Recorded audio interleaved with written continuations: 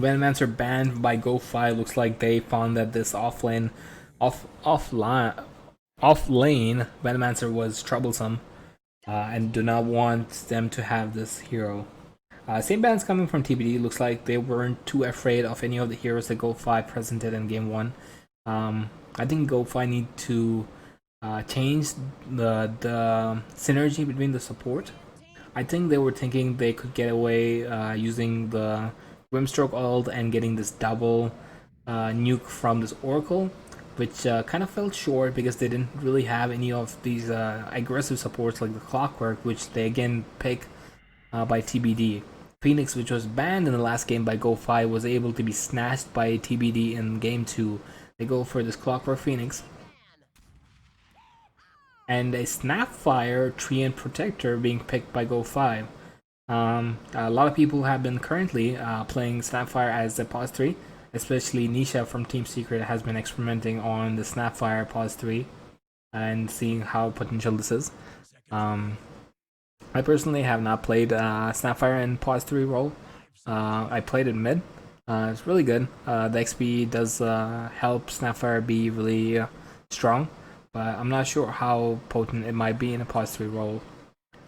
Ember Spirit banned by Go5. Looks like the Master Builder 97 did definitely shine playing that Ember.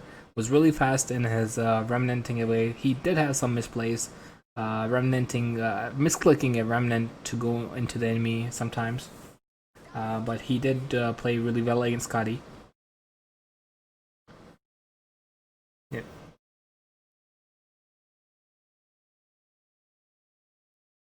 I think Go5 might run a pause 3 Treant. I personally like a core Treant more than a support.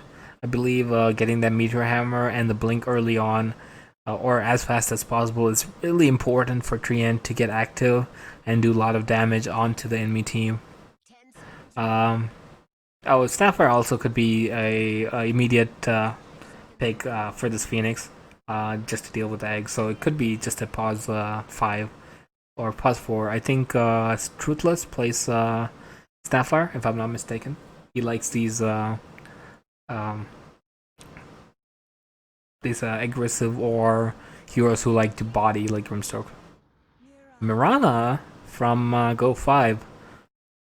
Very interesting pick. I think Go5 might be prioritizing too much to this egg.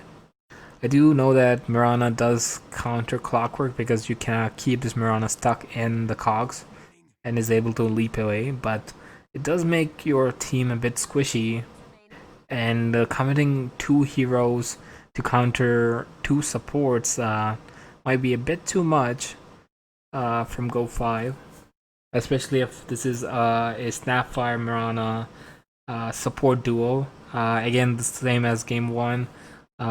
They do have the same trouble as Oracle and Grimstroke did. They cannot be this power duo support who can run around and get kills. If the arrow misses, pretty much the initiation from these 2 supports is going to be halted.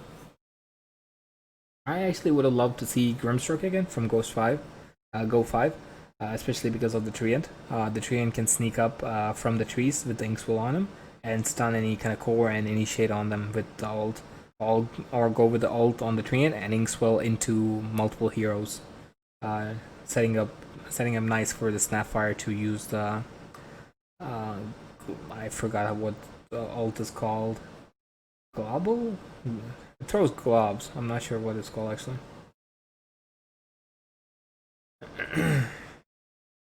White Spirit banned by TBD. Reasonable enough. Scotty was really good on the White Spirit. He was making space, he was killing the backline and creating chaos. Undying picked up from TBD. Scary hero. When he ults everyone, he's like a Tusk, but the tag team lasts as long as he ults and he's close to the enemy heroes. 30% of any kind of damage is increased, even the Sunray from the Phoenix and all magical damage.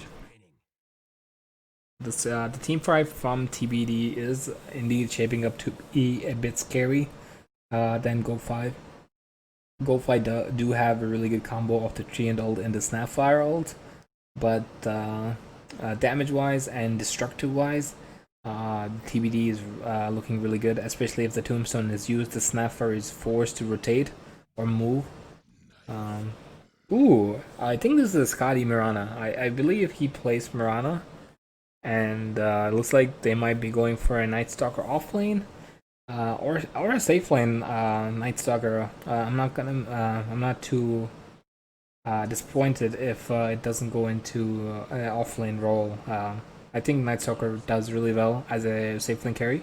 He is much more better than Huskar, and can actually, if he gets the lead, he is able to 1v5 the enemy team. The only thing I'm worried about Go 5, if this Night Stalker initiates on anyone other than the Phoenix can change it into daytime and can remove all the attack speed and damage from this Night Stalker even if he uses his ult. I believe he can still fly, but he will be slowed and cannot do any damage. TBD going for the Void pick. We have seen Yoshi on this Void before on the Savage Sabers versus TBD game. Very scary. Goes for this Battle Fury into BKB and a damage an accelerator item like Ags, or I believe he made a butterfly in that game. I'm not sure. I really don't remember that much. But does a lot of damage. Gets chrono really well. Is really patient on when he uses his BKB, and when he uses this chrono, he holds it until the last moment when it needs to be used. Uses it to even save his team from initiations from Go 5. The only thing I am a bit scared, if this is a pause 3 Night Stalker and it gets a blink, he's able to close this gap between the Void and can silence the Void and kill him. So Void needs to be extremely careful when positioning himself too aggressive in any of these team fights or even in the laning phase. 10 seconds remaining. 5 seconds remaining. I don't lie.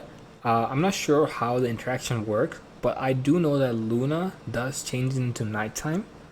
So I'm not sure if when Phoenix ults, then Luna follows up with an ult, doesn't make it nighttime, does it override the Phoenix ult from day to night? I'm not sure how it works, but maybe Go5 can go for this Luna to be picked.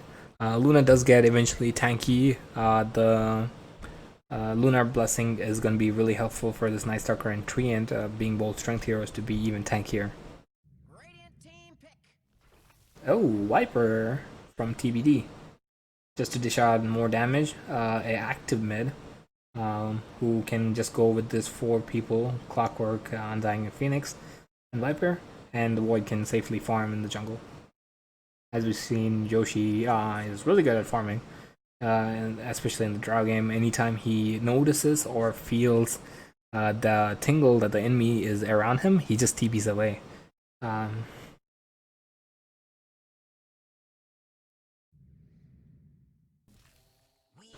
Weaver, I'm not a huge fan of the pick from Go5 doing the Weaver.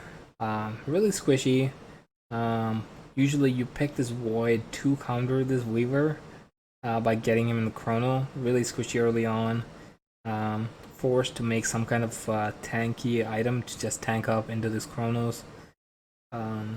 Really interested on how Light can perform on this Weaver. He did have a bad game playing that Huskar, especially going into this Ancient Apparition last pick. So hopefully he has a better game and is able to get more items. Scotty on his Mirana mid should have an okay time against his Viper. Does have the leap, so in case the Viper gets too aggressive, he can leap away.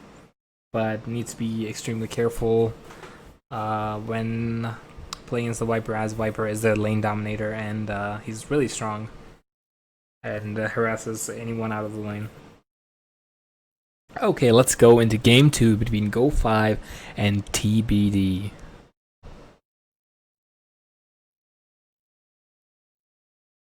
Oh, looks like Truthless is actually playing the Treant. And Snapfire is being played by Toast. So pause 5 Snapfire. Maybe they're trying to do an invis cookie stun. I'm not sure.